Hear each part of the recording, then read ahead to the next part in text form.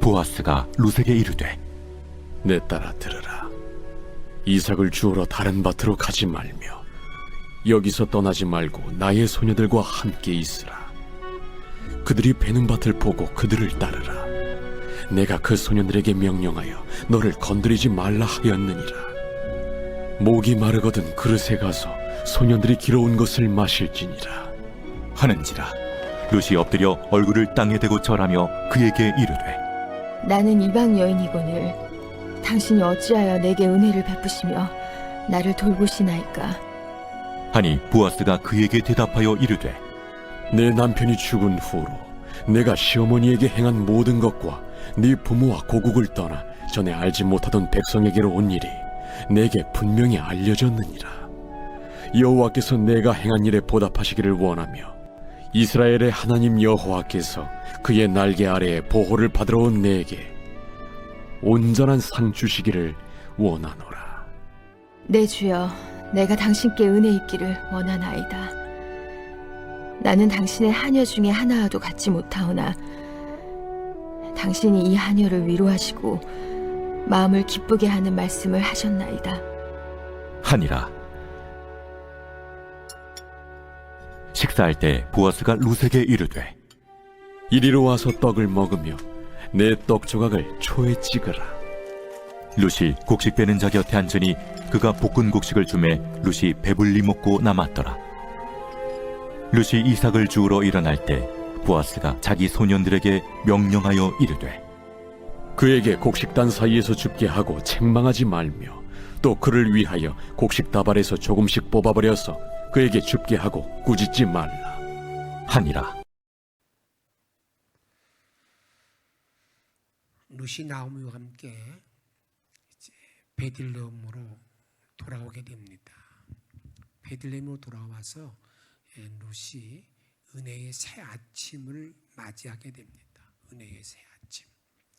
그 은혜의 새 아침을 맞이하는 모든 과정을 보게 되면 그가 룻이 이삭 죽기, 부스러기 은혜를 구하는 일로부터 은혜의 새 아침이 시작된다고 우리에게 말씀하고 있습니다. 비록 이삭 죽기였지만 룻은 최선을 다해서 자기 일을 잘 감당하게 됩니다. 우연 같은 필연으로 말미암아 룻이 이제 이삭 주러 갔다가 어디로 갑니까? 이제 보아스의 밭에 이르게 됩니다. 성경은 우연하게 같은 것처럼 말하지만 하나님의 필연, 섭리 속에서 그 일이 이루어졌음을 우리가 알게 됩니다. 모압 땅에서 돌아올 때 룻은 보아스를 만날 것을 기대하고 오지 않았습니다. 모압 땅에 있을 때 자기 시어머니가 야, 우리 돌아가게 되면 그 땅에 가게 되면 너와 함께 결혼할 만한 사람이 있다. 그런 얘기 하지 않았다 그 말입니다. 그런데 보아스는 사실 이 룻에게 그다음에 나오미에게 기업 물을 자 고엘이었고 우리가 그 고엘이라는 말의 의미는 우리가 상징적으로 예수를 상징한다고 말씀을 드렸습니다. 단지 이 룻이라는 여인은 하나님의 은혜를 사모하고 시모에게 며느리의 책무를 다하기 위해서 왔는데 하나님께서는 보아스를 만남을 통해서 새로운 은혜의 길을 걷도록 인도하시는 것을 알려주고 있습니다. 룻기의 말씀은 믿음의 길을 가는 모든 성도들에게 흔히 있는 일입니다. 이건 여러분들에게 여기 나온 나옴이나 룻의 모든 이야기, 이런 모든 이야기는 여러분들에게 전혀 없는 가상적인 이야기가 아니라 우리 믿는 모든 사람들에게 흔히 나타나는 일, 하나의 사건이라는 것을 우리는 알아야 됩니다. 우리가 이 룻이라는 여인이 이제 그 베들레헴에 돌아왔을 때, 나오미가 베들레헴에 돌아왔을 때 저는 어땠습니까? 그는 베들레헴을 떠나게 됐다고 말합니다. 베들레헴은 떡집이었고 그 풍성이라는 곳이고 그곳은 예수라는 이름이고 교회라는 말입니다. 그가 그 떡집이었던 예수를 떠나고 교회를 떠났던 모든 일들, 이런 일들은 우리 모든 믿는 모든 사람들에게 흔히들 많이 있는 하나의 상황이라는 것을 우리는 알아야 된다 그 말입니다. 그런데 그들이 이 베들레헴을 떠나서 그들에게 주어진 모든 여건은 너무나 비참한 안타까운 현실입니다. 죽고 남은 일만 생겼습니다. 남편 죽고 그 다음에 두 아들이 죽고 이제 나오미와 그 여자들만 남은 그 며느리들만 남아있는 이런 비참한 현실을 우리들에게 보여줍니다. 그런데 사랑의 하나님은 이런 모든 역경에 처해 있는 이들을 버려두지 않습니다. 그들에게 새로운 역전승의 길을 갈 수 있는 길로 안내한다는 것을 우리들에게 말씀하고 있습니다. 사랑의 하나님 역정 속에 버려두지 아니하고 역전승의 길을 걸어가게 하는 모든 방법이 지금도 하나님께서는 이 방법대로 우리 믿는 사람들을 안내하는 원리라는 것을 우리가 알아야 됩니다. 내가 주님을 멀리 떠나서 너무나 비참하고 처참하고 괴롭고 안타까운 일이 나에게 벌어졌을 때에 여기 나와 있는 이 하나님께서 루스를 나오미를 이렇게 관계하는 모든 방법들, 이런 방법들이 지금도 하나님께서 우리를 섭리하는 방법이라는 것을 알아야 된다 그 말입니다. 저는 이 시간 여러분들에게 제가 이 말씀기를 통해서 쭉 말씀을 드리면서 오늘 우리에게 전해주고 있는, 오늘 우리에게 말씀하고 우리들에게 말씀을 전하는 이 회복의 모든 원리, 이 말씀들이 앞으로도 이제 한 몇 번 더 나올 거예요. 그 원리를 잘 아는 것, 그 원리를 잘 마음에 담고 사는 것, 이것이 우리가 이 땅에 살아가는 날 동안에 역경, 어려움 가운데 처해 있을 때 그것을 회복하는 하나님의 방법이기에 그 길을 따르면 반드시 그대로 이루어지는 사실을 믿고 그런 축복된 길을 걸어갈 수 있는 저와 여러분의 삶이 되어지기를 주의 이름으로 축복합니다. 마치 여러분들이 예전에 수학 문제를 풀어본 적이 있습니까? 수학 문제를 풀을 때는 반드시 수학 문제를 풀어가는 어떤 방정식, 원리가 있습니다. 원리. 그 원리에 대입해 놓고 나면 그냥 나머지는 쭉 답이 나오게 돼 있는 거예요. 근데 이 룻기 전체 큰 장인데 4장밖에 나오지 않지만 그 4장 속에서 우리가 꼭 찾아야 되는 것은 우리가 하나님을 떠나서 때로는 교회를 떠나서 예수를 떠나서 내가 참으로 안타까운 모든 현실을 만났을 때 홀로 안타깝게 괴로워하고 몸부림치지 말고 이 룻기의 말씀을 다시 한번 잘 기억하고 룻기를 통해서 하나님이 우리를 이끌어가는 방법을 바로 깨닫고 그 길을 내가 내디디기만 하면 하나님께서는 어떻게 하시느냐? 반드시 룻에게 주어졌던 은혜의 새 아침이 나에게 주어진다 그 말입니다. 그것이 바로 베들레헴으로 돌아오는 자를 향한 하나님의 섭리 원리입니다. 누구든지 베들레헴으로 다시 한번 베들레헴으로 돌아왔을 때에 주어진 하나님의 원리, 하나님의 그 방법이 뭔가? 그 중에 제일 첫 번째는 우리가 돌아온 모든 자들에게 하나님께 주님 품으로 돌아오는 모든 자들을 하나님께 열렬히 환영한다는 거예요. 여러분들이 이 나오미가 그 어려운 처지 가운데에서 고향 땅에 풍년 들었다, 곡식이 있다, 양식이 있다는 말 듣고 난 다음에 그냥 바로 일어나 가잖아요. 여러분 그가 그렇게 돌아서 갔을 때에 그 땅에 들어가니까 온 서업이 난리가 난 거예요. 야, 이게 나오미가 아니냐? 마찬가지 이 말의 의미는 뭐냐면 죄인 한 사람이 주님께 돌아오게 되면 주님이 너무너무 기뻐하신다는 거예요. 이것을 우리에게 말씀하고 있는 겁니다. 룻기에 보게 되면 이렇게 말하고 있지 않습니까? 1장 19절에 보게 되면 중간에 보게 되면 그들로 말미암아 떠들며 이르기를 막 환영하는 거예요. 엄청나게 환영한다고 말입니다. 그런데 이런 모든 사실을 우리 예수님은 이렇게 우리들에게 아주 생생하게 증언해주고 있습니다. 한 사람이 죽게 돌아오게 되면 얼마나 우리 주님이 기뻐하는가, 그것을 탕자의 비유를 통해서 우리들에게 말하는데, 그 탕자의 비유를 통해서 이제 그 탕자가, 왜 탕자가 아버지한테 말하잖아요. 아버지, 내 유산 주세요. 유산은 살아있을 때는 받지 못하는 거지만 못된 아들이잖아요. 그걸 받아가지고 가서 다 탕진했어요. 창기와 함께 탕진했다고 말하고 있어요. 이제는 그가 참 창피한 거 아니겠어요?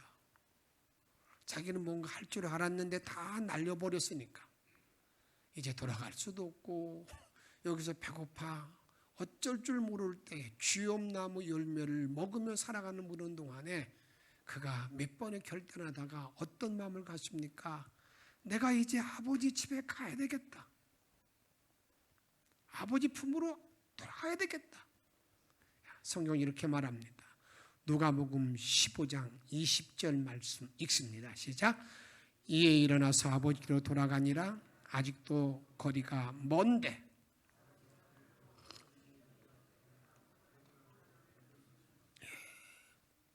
그 아들이 아마 제가 생각하기에는요, 봉거지 모자 쓰고 아주 도축하게, 여러분 자기 집에 돌아올 때쯤에 어떻게 되게 어깨가 더 쭉 펴져가지고 눈 고개는 어떻게 들겠어요?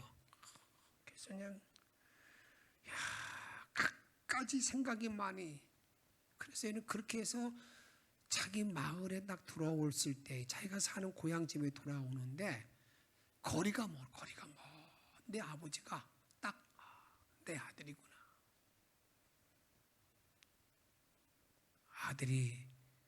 아들은 아버지가 오는 줄도 알지 못하고 딱 와가지고요, 그 아들을 막 감싸 안아요. 그게 환영하는 거 아니겠어요? 받아주는 거 아니겠습니까? 그리고 난 다음에 눈 딱 보니까 자기 아버지가 자기를 감싸 안으니까 이 아들이 하는 말이 이렇게 말합니다. 21절에 보면 아들이 이르되 아버지, 내가 하늘과 아버지께 죄를 지었사오니 지금부터는 아버지의 아들이라 일컬음을 감당하지 못하겠나이다 하니. 이제 저 아버지 아들 아니에요. 이제 나 죄를 지은 감당할 수 아들이 아닙니다. 여러분 그런 마음을 가지고 그가 아버지한테 얘기합니다.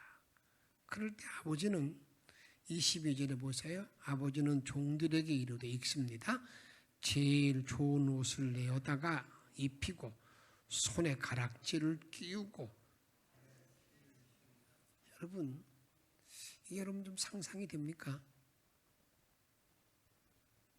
그 아버지 재산을 다 탕진해버리고 그 거지로 돌아와서 그 아들에게 여러분 좋은 옷을 입히고 손에 가락지를 끼우고 그 열렬히 환영하는, 받아주는 아버지.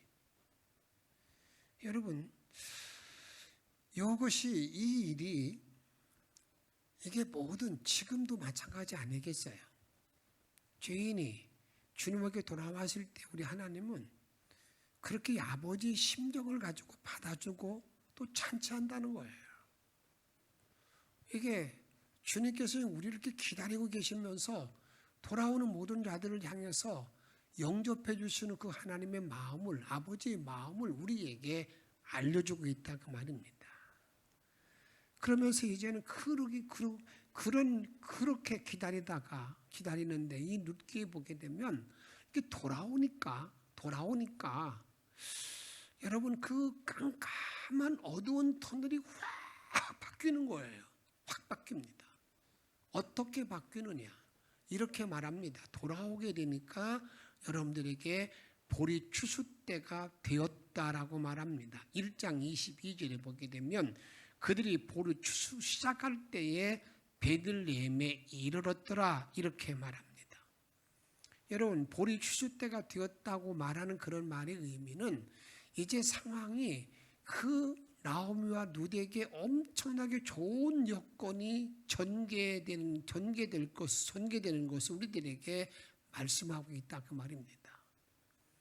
이제 탕자가 자기 아버지 집에 돌아왔을 때에 그 아버지는요, 그 좋은 옷을 내어다 주고 목욕을 입히면서 뭐 하는 줄 아십니까? 잔치를 엽니다. 잔치. 정말 이해하지 못할 일을 행하고 있는 것이죠. 어떻게 잔치를 벌리는가? 이렇게 성경은 말합니다. 15장 22절에 제일 좋은 옷을 내어다가 입히고 손에 가락지를 끼우고 발을 신에 신기라 얘기하고 난 다음에 23절 같이 읽습니다. 그리고 살찐 송아지를 끌어다가 잡으라. 우리가 먹고 즐기자. 여러분, 그 아들이 돌아왔을 때에 어떻게 보면 뭐 얼굴에 면이 서는 아들이 온 게 아니잖아요. 어디 가서 그냥 그 엄청난 무슨 걸 업적을 가지고 온 게 아니잖아요. 있는 재산 다 날려버리고 너무너무 초라하게 여러분 돌아온 그 아들을 향해서 옷을 입히고 난 다음에 뭘 잡았다고요? 송아지를 잡아가지고 잔치를 벌리는 이 아버지. 24절에 보게 되면 이렇게 하면 왜 이렇게 잔치를 벌리느냐? 이렇게 잔치를 벌리는 이유가 분명히 말하고 있습니다. 24절에 보게 되면 이 내 아들은 죽었다가 다시 살아났으며 내가 잃었다가 다시 얻었노라. 이 아들은 다시 내가 잃은 줄 알았는데 내가 다시 찾았다. 내가 내 아들을 다시 생명을 얻게 되었다. 그러면서 그러기 때문에 뭐 해야 된다는 겁니까? 이제 즐거워했다고 말하고 있습니다. 이 시간 먼저 우리가 잘 정리할 것이 있습니다. 내가 믿음의 모든 삶을 살면서 혹시라도 주님을 떠나서 교회를 떠나서 예수를 떠나서 멀리 가 있는 나의 모습이 있습니까? 그럼 오늘 주님은 나에게 이렇게 요청하고 있습니다. 내가 주님의 품을 떠나 있는 것이 내가 기억되게 되면 떠나 있으면 한번 따라 합시다. 속히 돌아가자. 속히 돌아가자. 속히 돌아가자는 거예요.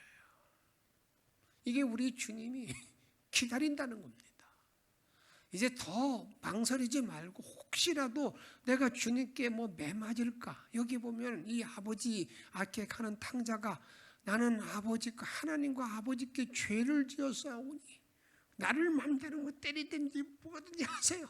그러나 좀 밥만 먹여주세요. 그런 마음으로 온 거 아니겠어요? 여러분 그럴 때 여러분 우리가 속히 돌아가게 되면 하나님께서는 우리들에게 어떻게 하신다는 겁니까? 이제 오히려 상을 베풀어 주시는 것을 우리들에게 말씀하고 있다 그 말입니다. 그래서 우리는 이제는 이렇게 돌아오는 자를 향한 베들레헴으로 돌아온 자를 향한 우리 하나님의 우리 주님의 회복 프로그램, 회복의 원리가 있음을 알아야 됩니다. 여러분 이 앞에까지는 내가 돌아왔을 때 그런 하나님께서 이제 우리를 받아주시고 그대의 길을 안내할 때 어떻게 안내하는가? 이 일을 오늘 성경은 아주 구체적으로 잘 말하고 있습니다. 이 구체적으로 정확하게 잘 말하고 있는데 제일 먼저 우리들에게 우리 주님이 요구하는 것은 뭘 요구하느냐? 이삭 죽기 천한 일 낮은 자세로 간절한 마음으로 은혜를 구하는 그런 마음을 나에게 요청한다는 것입니다. 내가 주님께 돌아올 때 환영을 열렬히 받고 난 다음에 그 다음에 어떤 사람들은요 계속해서 그 환영만 받으려고 하는 분들이 있습니다. 이 교회 처음 들어온 모든 분들 가운데 보게 되면 교회 오니까 참 이렇게 환영해주고 나를 영접해 주는구나. 그런 모든 마음을 가지고 계속 살아가기를 원하는 분들이 있습니다. 그런데 그렇지 않습니다. 그런 마음을 가지고 있는 사람들은 꼭 이렇게 말합니다. 교회 가니까 말이야, 거기 사랑이 없더라. 그런 말하는 분들. 그런데 성경은 우리들에게 정말 주님에게 온 모든 사람들, 룻에게 지금 말하는 것은, 룻을 통해서 말하는 것은 이삭 죽기를 하는 일로 출발하는 것을 보게 됩니다. 나오미는요, 과거의 베들레헴의 유지 가운데 유지입니다. 룻은 이방 여인으로서 이제 베들레헴에 돌아왔기 때문에 정말 그 당시에 유대인들은 이방 사람들과 상종도 하지 아니할 때가 아니겠습니까? 그래서 오늘 10절에 보게 되면 그 나오미가 자기에게 좋게 대해주니까 내가 이방 여인이거늘 어떻게 나에게 이렇게 잘해줍니까? 그렇게 반문하지 않습니까? 그와 마찬가지로 이방 사람들이 사람 취급당하지 않는 그런 때인데 이 룻이 베들레헴에 돌아왔을 때 얼마나 낯설고 힘들었겠느냐 그 말입니다. 그런데 룻은 시므를 따라왔다가 이제 그가 시작한 일은 뭐냐면 이삭 줍기를 시작합니다. 그때 이런 마음이 들 수 있습니다. 기껏해서 내가 이런 이삭 줍기라니, 이삭 줍기 하려고 내가 이곳에 왔나 하고 자기 스스로를 천대하면서 여러분 그런 일을 하지 않을 수도 있습니다.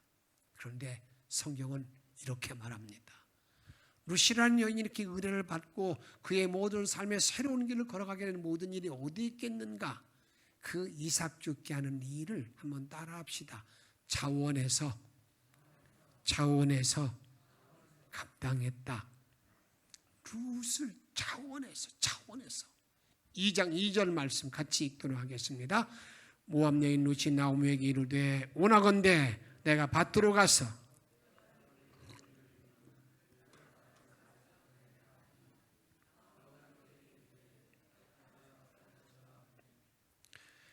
내가 이삭을 죽겠나이다.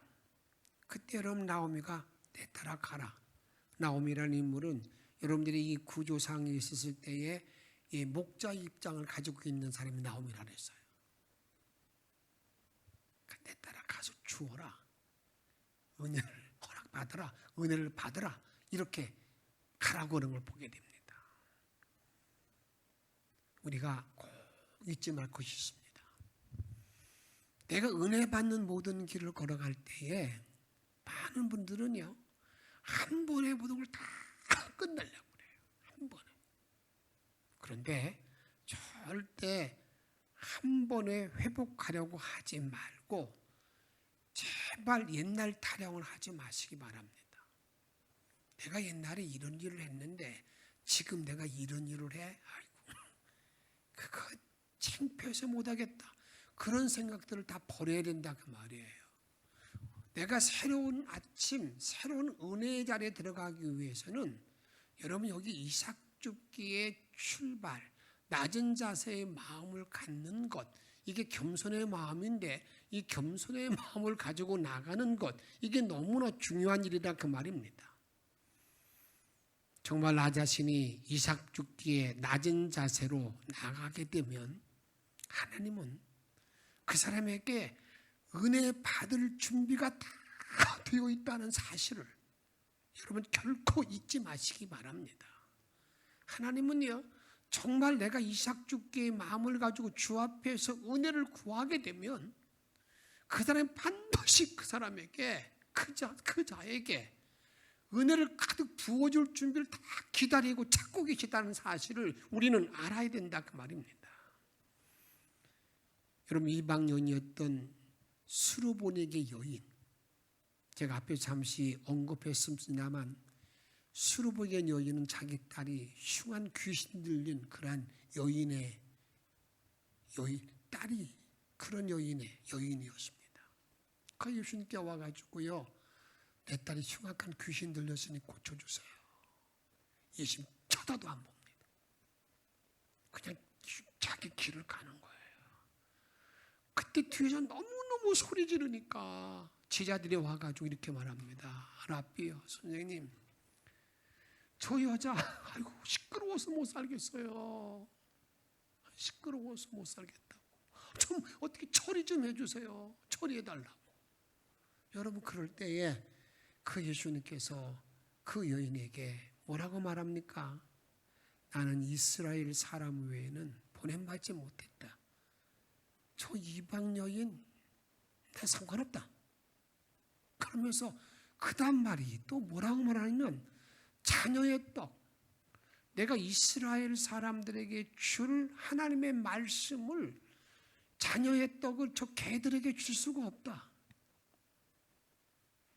여러분 그 말이 얼마나 비참한 말입니까? 얼마나 화가 나는 말입니까? 그때 이 여인이 그 말을 받아들이고 정말 부스러기를 구하는 은혜, 정말 이삭을 줍는 그 간절한 그런 마음으로 그가 대답했을 때에 우리 주님이 하신 말씀을 한번 읽어보십시다. 그리고 정말 나와 여러분들이 하나님을 향해서 그런 간절한 부스러기의 은혜를 구하는 그런 심령이 되어 있는가 한번 나를 한번 점검해 보아야 됩니다. 이렇게 누가복음 마태복음 이렇게 말하고 25절 말씀 읽습니다. 여자가 와서 예수께 절하며 이르되 주여 저를 도우소서. 26절 읽습니다. 대답하되 이르되 27절 여자가 이르되 주여 올소이다마는 개들도 제 주인의 상에서 떨어지는 부스러기를 먹나이다. 나에게 부스러기 은혜라도 주십시오. 나는 이제 주님의 은혜가 아니면 살 수 없어요. 내가 주님의 은혜가 아니면 내가 견딜 수 없어요. 이제 내 모든 걸 다 내려놓고 주님의 은혜만을 기다리오니 나에게 임하달라고 그런 간절한 마음, 간절한 기대, 자기가 개 취급당하는 그런 그 모멸감을 당하는 그런 속에서도 맞아요. 개들도 주인의 상에서 떨어지는 부스러기를 먹습니다. 이 말을 할 때 우리 주님께서는 더 이상 그 여인에게 숨길 수가 없었습니다.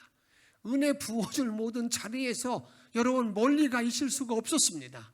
우리 한번 같이 말씀을 읽어보십시다. 28절 말씀입니다. 이 예수께 대답하여 이르시되 여자여 내 믿음이 크도다. 내 소원대로 되리라 하시니 그때로부터 그의 딸이 나으니이다. 아멘. 저와 여러분들이 주님을 따르는 길 가운데 여러분 이런 깊은 은혜의 자리에 놓여 있을 때, 그런 체험이 나에게 있을 때, 그때부터 내 믿음의 모든 길 가운데에는 이제 앞으로 계속 보겠습니다만 은혜 위에 은혜가 계속 더해지는 거예요. 풍성에 풍성이 계속 더해진다 그 말입니다. 우리가 정말 주님의 길을 따라 나가는 동안에 이삭 죽기의 자세가 은혜를 입는 출발입니다. 부스러기의 은혜를 구하는 그 심령이 하나님의 그 놀라운 은혜와 능력을 덧입는 그런 출발인 것을 우리들에게 말씀하고 있다 그 말입니다. 그런데 우리 주님은 우리에게 또 요구하는 것이 있습니다. 내가 부스러기의 은혜를 구할 때, 부스러기의 은혜를 구하는 그 자리, 그 일을 감당할 때에 나와 여러분들에게 해야 될 자세가 있다고 그랬습니다. 그게 뭐냐? 한번 따라합시다. 영적 매력. 영적 매력. 매력이 있어야 돼요. 뭔가 다른 어떤 매력적인 것이 있어야 된다 그 말입니다. 이 보아스가요, 그 농사 짓는 현장을 와서 쫙 보니까 지금까지 보지 못하던 여자 하나가 와 있는 거예요. 자기 사환에게 묻습니다. 저 소녀가 누구냐? 그럴 때 그 사환이 하는 말이 이렇게 말합니다. 같이 한번 말씀 읽도록 하겠습니다. 5절과 6절입니다.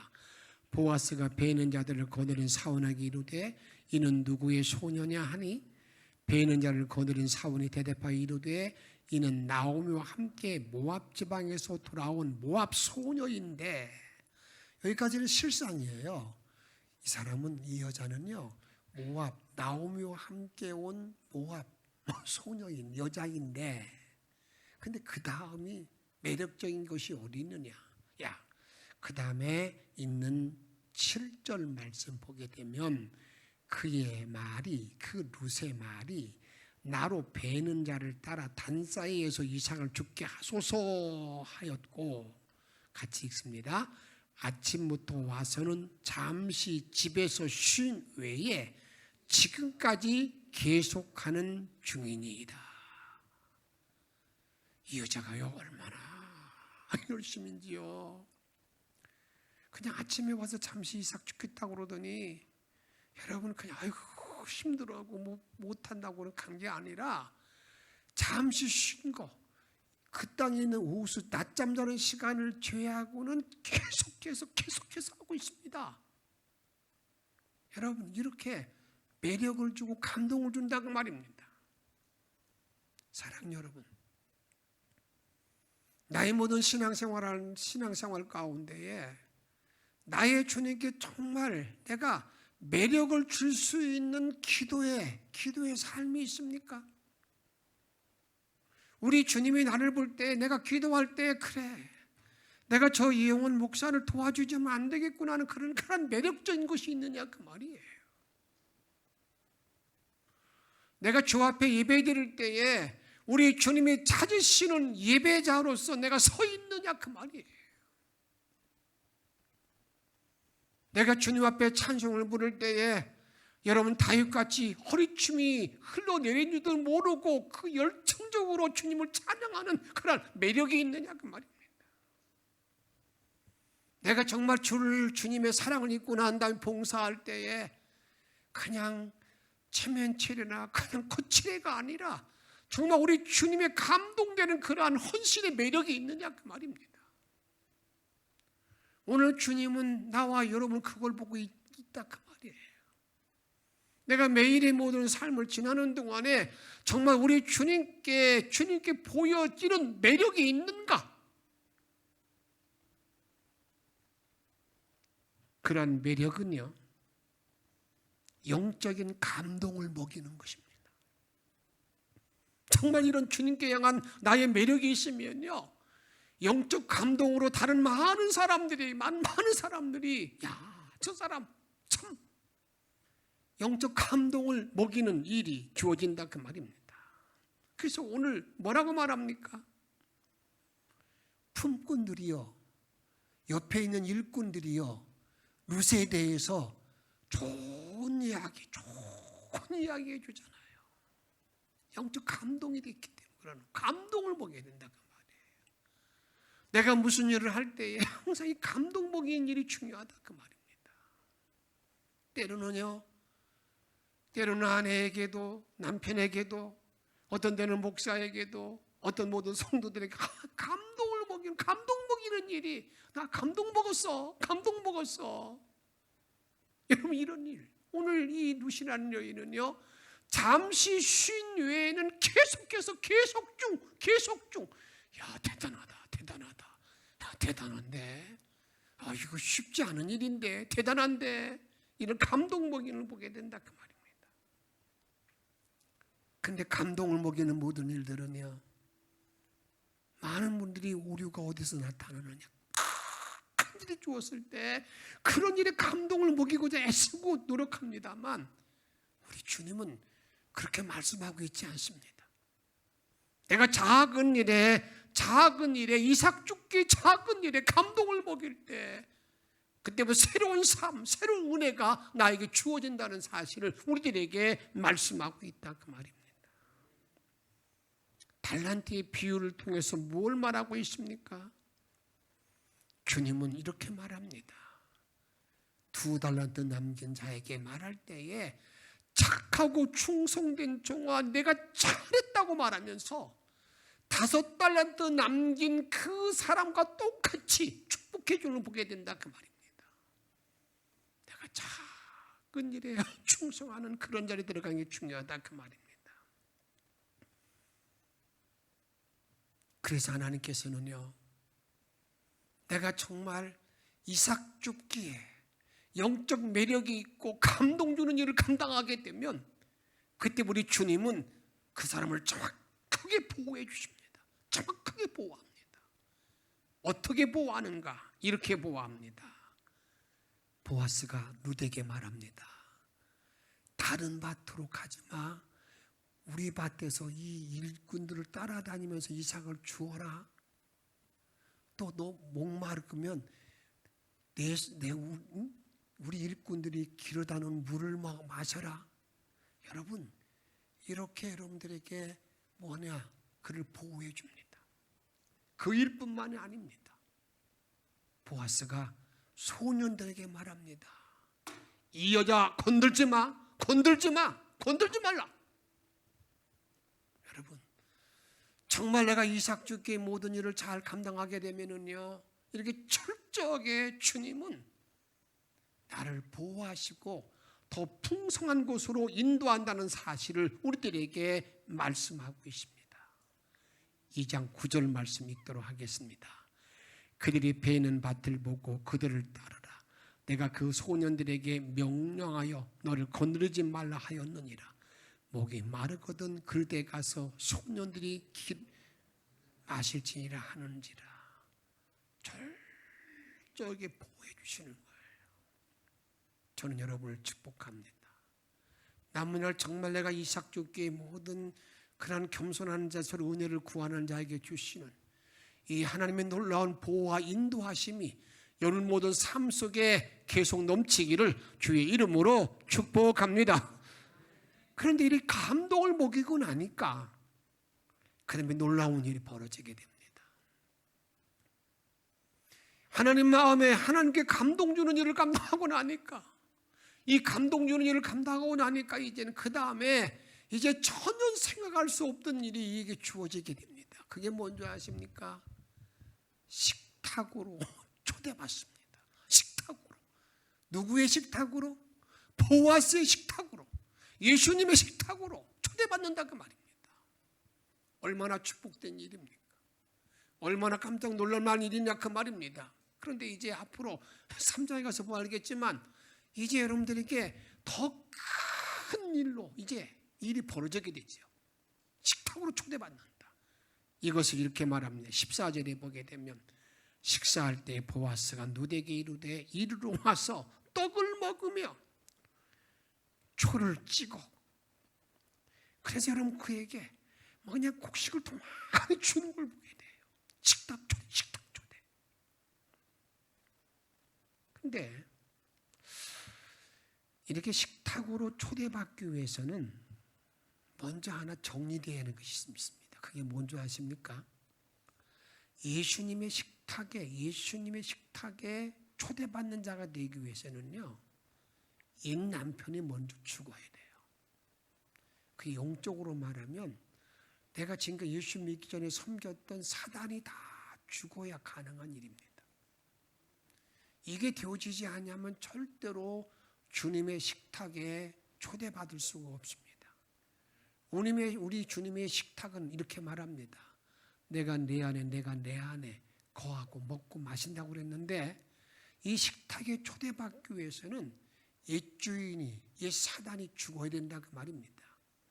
이것을 로마서 7장 2절에 같이 읽도록 하겠습니다.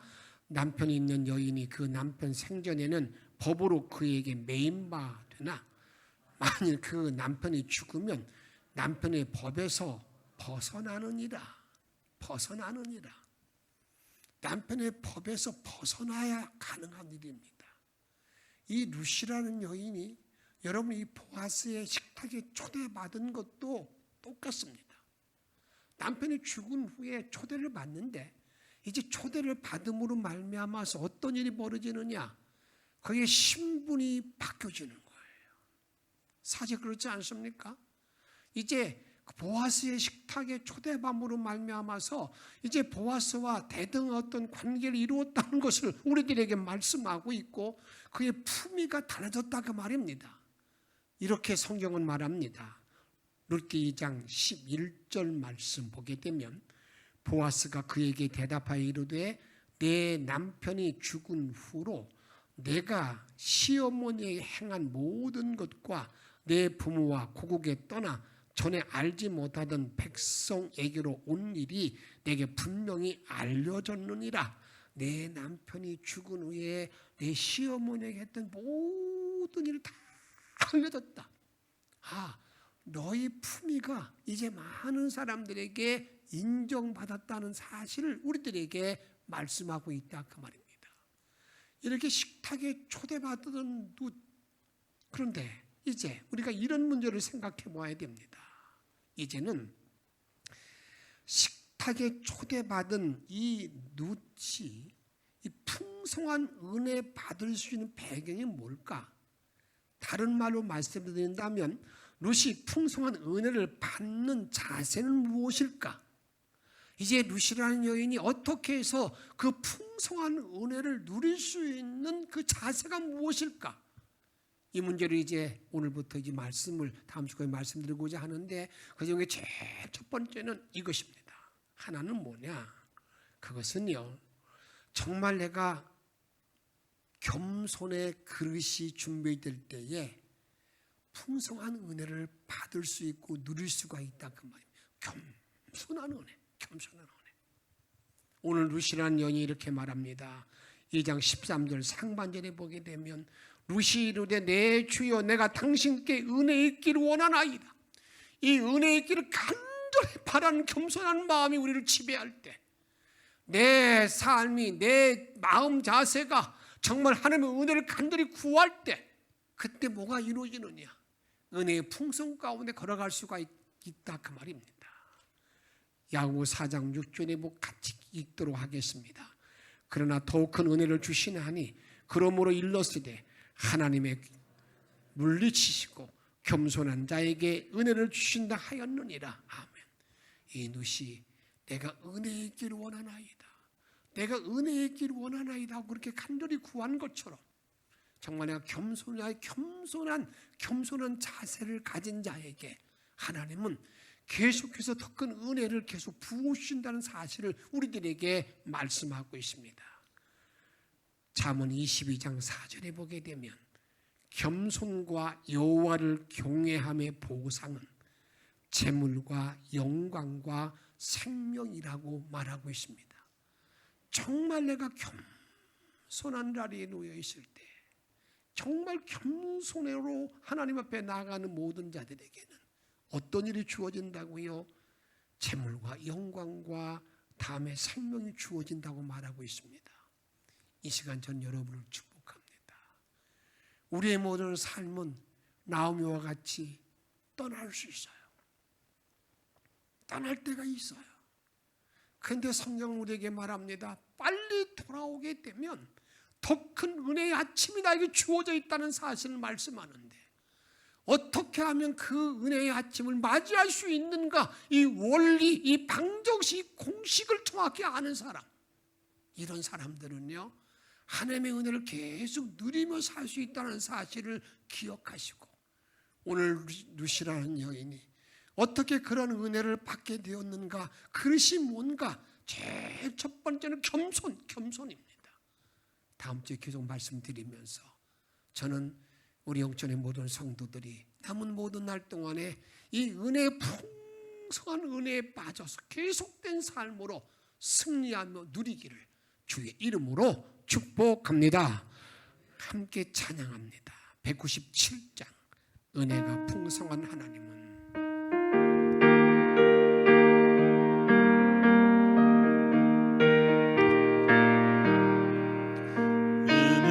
풍성한 하나님은 믿는 자 한 사람 한 사람 어제도 오늘도 언제든지 연착 보호해 주시네. 주여 성령의 은사들을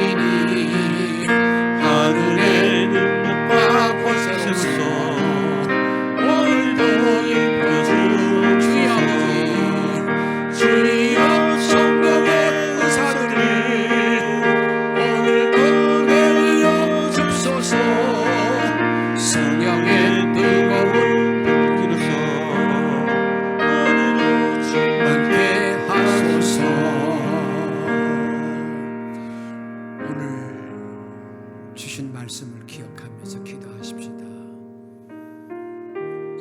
풍성한 은혜 받는 길이 무엇인가? 주신 말씀 기억하면서 내가 정말 하나님의 큰 은총 속의 일생을 살기를 바라는 마음으로 혹시 떠나 있는 자는 속히 돌아옴을 통해서 우리 주의 품에 안길 수 있도록 우리 동서로 함께 기도하겠습니다. 생명을 하나님 주시는 원합니다. 하나님 내가 사랑하는 분을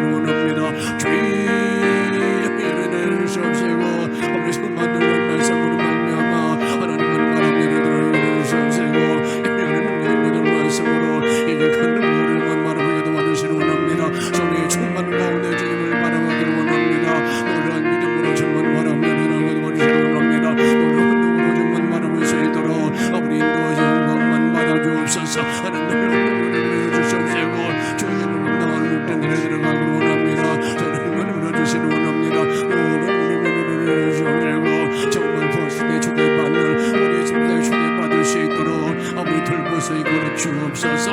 우리 생명 되신 예수님의 이름으로